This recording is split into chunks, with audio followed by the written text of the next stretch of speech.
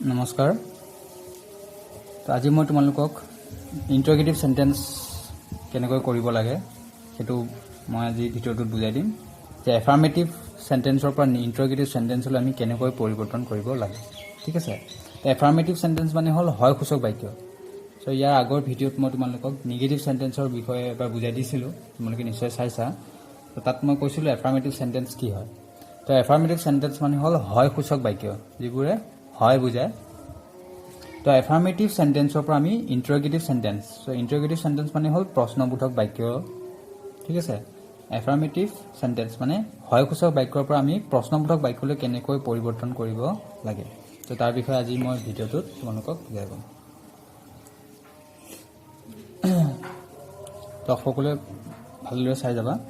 তো সেন্টেন্সত auxiliary verb নাইবা model verb,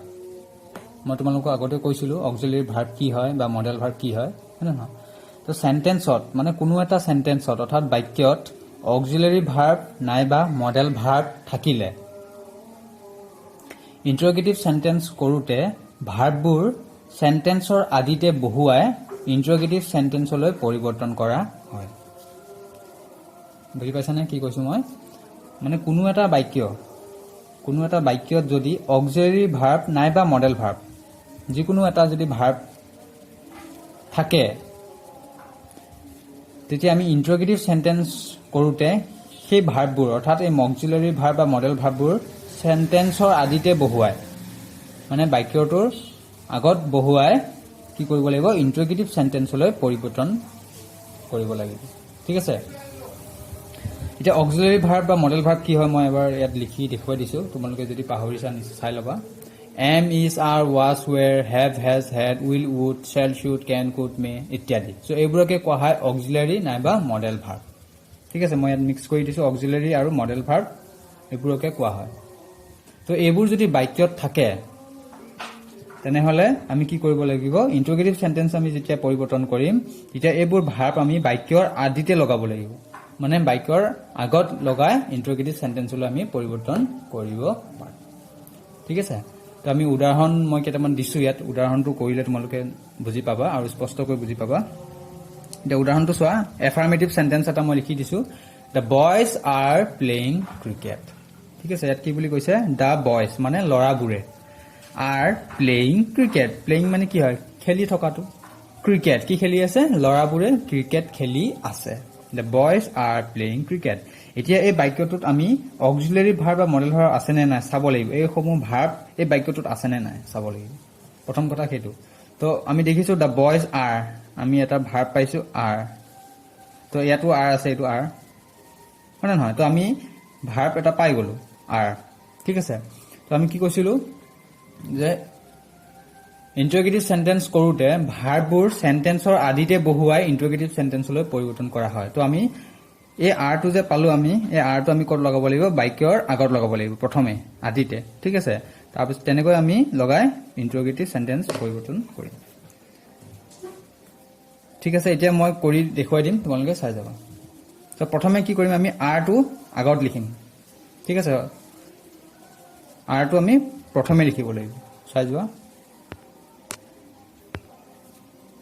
আমি কি কৰিলোঁ, আৰটো প্ৰথমে লিখিলোঁ, এই আৰটো আমি প্ৰথমত লিখিলোঁ। ঠিক আছে, তো আৰটো লিখিলোঁ, তাৰপিছত আমি বাকীখিনি লিখি যাম। তাৰপিছত কি আহিব, দ্য বয়জ। দ্য বয়জৰ পিছত আৰটো আছে, কিন্তু আমি এইটো কি কৰিম, সাল সলনি কৰিম, স্থানটো সাল সলনি কৰিম। আৰৰ জেগাত কি আহিব, দ্য বয়জ, আৰটো ইয়াত আহি যাব, দ্য বয়জটো ইয়াত আহি যাব। ঠিক আছে, তো আৰ দ্য বয়জ,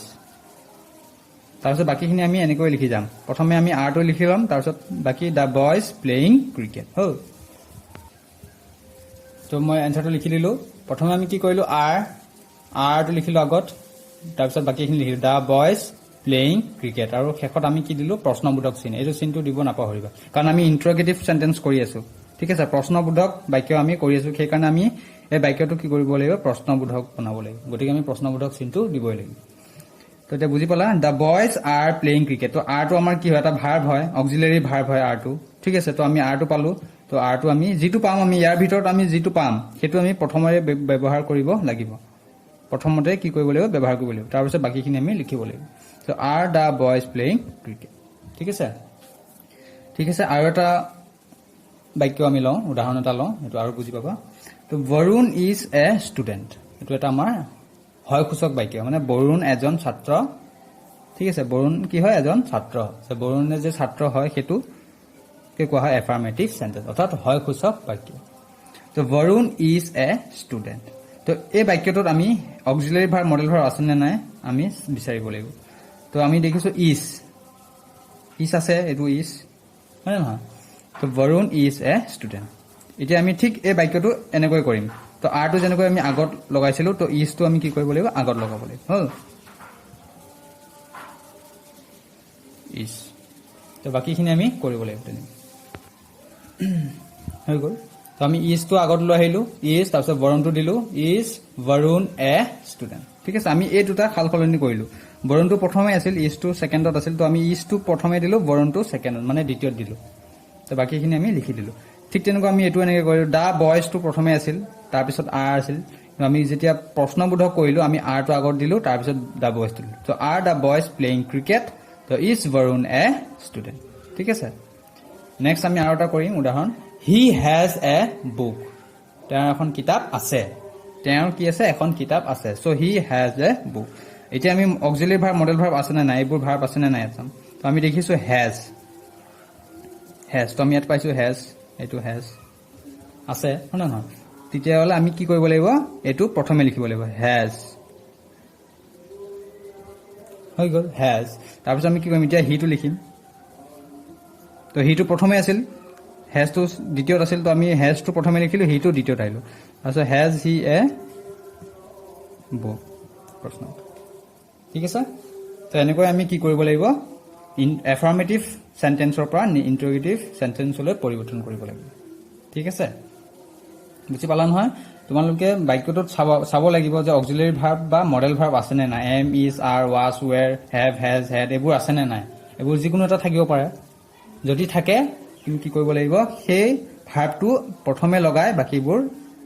লিখিব লাগিব তাৰপিছত প্ৰশ্নবোধক চিন দিব লাগিব দেই তো তেনেকৈ আমি কি কৰিব লাগিব ইন্টাৰোগেটিভ সেন্টেন্সটো গঠন কৰিব লাগিব হৈছে এতিয়া আমি ডু ডাজ ডিড লগাম ঠিক আছে তো ইয়াৰ আগত মই কৈছিলো যে অক্সিলাৰি ভাৰ্ব আৰু মডেল ভাৰ্ব থাকিলে আমি তেনেকৈ কৰিব লাগিব হ'ব সেই ভাৰ্বটো আমি আগত লগাই কৰিব লাগিব এতিয়া যদি অক্সিলাৰি ভাৰ্ব বা মডেল ভাৰ্ব যদি নাথাকে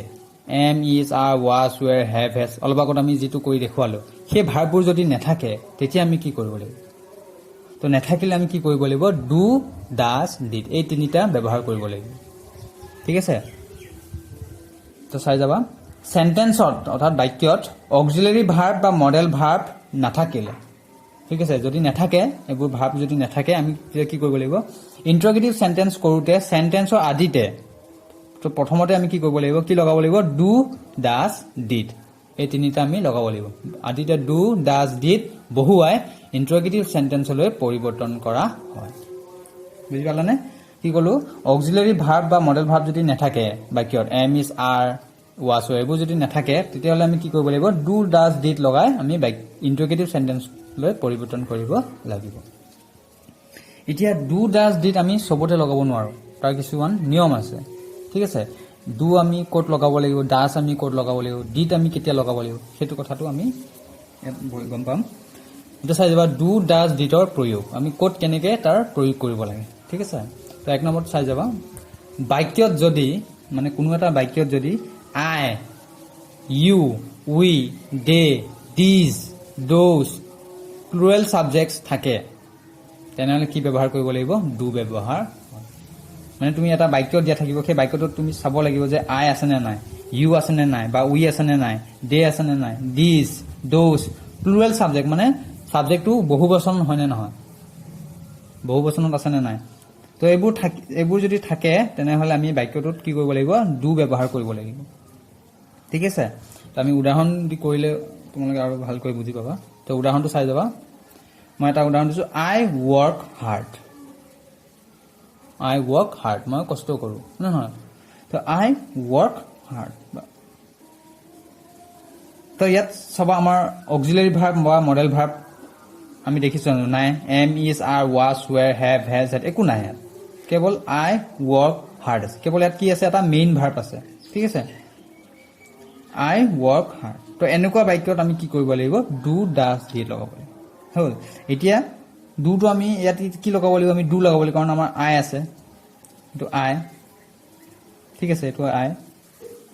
তো আই থাকিলে আমি কি কৰিব লাগিব ডু ব্যৱহাৰ ডু লগাব লাগিব আৰু ডুটো আমি ক'ত লগাব লাগিব সেন্টেন্সৰ আদিতে মানে প্ৰথমতে লগাব লাগিব যেনেকৈ আমি ইয়াৰ আগৰ বাক্যত এম টু আৰ টু প্ৰথমে লগাইছিলো ইজ টু প্ৰথমে লগাইছিলো ঠিক তেনেকৈ এই বাক্যটো আমি কি কৰিব লাগিব ডুটো প্ৰথমে লগাব লাগিব ঠিক আছে তো আমি লিখিছো ডু তো আই আছে আমি ডু লিখিম যদি ইউ থাকে তেতিয়াও আমি ডু লিখিম উই থাকিলেও ডু দে থাকিলেও ডু ডিজ থাকিলেও ডু ডোজ থাকিলেও ডু প্লুৰেল সাবজেক্ট থাকিলেও ডু হ'ব সো ডু এতিয়া বাকিখিনি আমি যেনেকৈ আছে তেনেকৈ লিখি দিম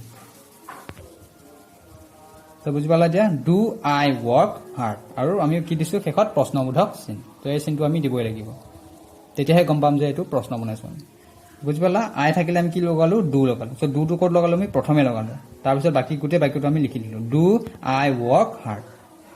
ঠিক আছে বেলেগ একো কৰিব নালাগে চাবা ইয়াত কি কি আছে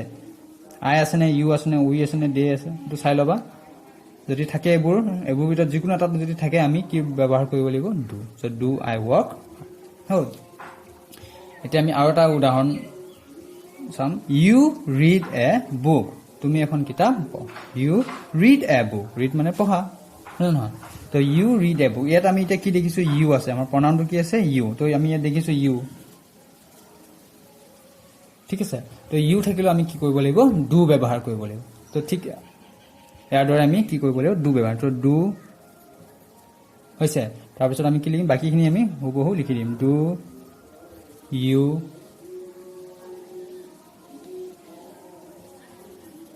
read a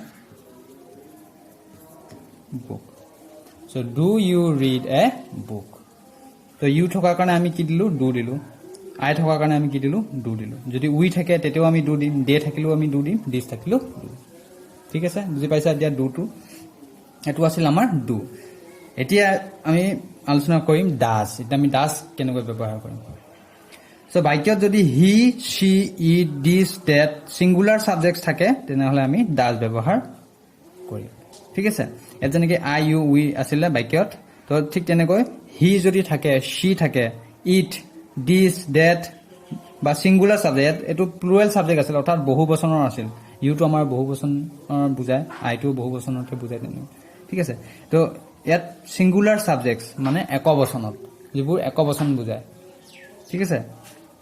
he she it বুলি ক'লে এতিয়া যিকোনো এটা বস্তু হ'ব পাৰে বা জন্তু হ'ব পাৰে যিকোনো এটা বস্তু ইট ইজ এ পেন্সিল বুলি ক'লে এইটো এটা কলম হয় নহয় তো তেনেকুৱা ধৰণৰ কথা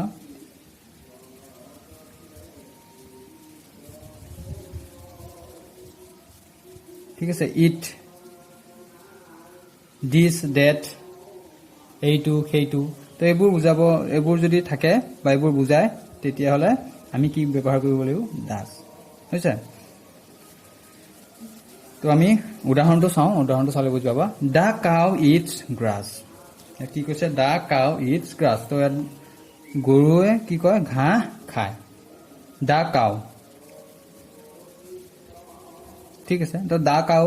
এটা জন্তু বুজাইছে বা এটা গৰু বুজাইছে ঠিক আছে The cow eats grass. তো ইয়াত আমি এটা কি ব্যৱহাৰ কৰিব লাগিব ডাজ বা ইয়াত দিস দ্যাট দিস বুজাবলৈ আমি দা কাউটোকে বুজাব পাৰে this is a cow that is a cow হয় না নহয় তো দিস দ্যাট থাকিলেও বা এনেকুৱা নামো থাকিব পাৰে তোমালোকে মন কৰিব যিকোনো এটা নাম থাকিব পাৰে বা নাম নাথাকিলেও ইট দিব পাৰে বা দিস দিব পাৰে ঠিক আছে দ্যাট দিব পাৰে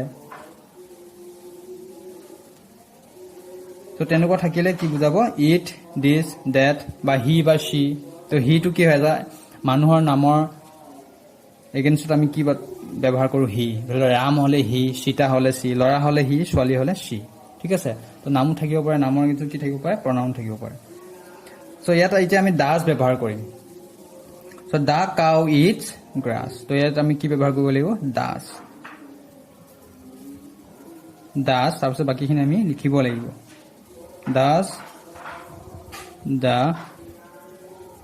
cow eat ইয়াত s টো নহব eat grass ঠিক আছে does the cow eat grass চ' মই আৰু এটা কথা কৈ আছোঁ তোমালোকক, শুনি যাবা। দ্য কাউ ইটছ গ্ৰাছ, ইয়াত আমাৰ ভাৰ্বটো কি হয়? ইটছ। গৰুটোৱে কি কৰিছে? খাইছে। নহয় নহয়, ভাৰ্ব মানে আমাৰ ক্ৰিয়াটো বা কি কাম, গৰুটোৱে কি কাম কৰিছে? খোৱা কামটো কৰিছে, ইটছ। তো ভাৰ্বত যদি এছ থাকে, এছ আছে তোমালোকে দেখিছা, বা ই এছ থাকে, তেতিয়াহ'লে আমি কি কৰিব লাগিব? ডাছটো ব্যৱহাৰ কৰিব লাগিব। ঠিক আছে, এইটো তোমালোকে মনত ৰাখিবলৈ সহজ হ'ব, একদম চিম্পুল হয়। এইবোৰ যদি তোমালোকে চাই নাথাকা, ডাইৰেক্ট তোমালোকে কি চাব লাগিব? ভাৰ্বটো চাবা। ভাৰ্বত যদি এছ থাকে, ভাৰ্বত যদি এছ বা ই এছ থাকে, তেনেহ'লে তোমালোকে ডাইৰেক্ট কি ব্যৱহাৰ কৰিবা? ডাছ। ইয়াত যেনেকৈ দ্য কাউ ইট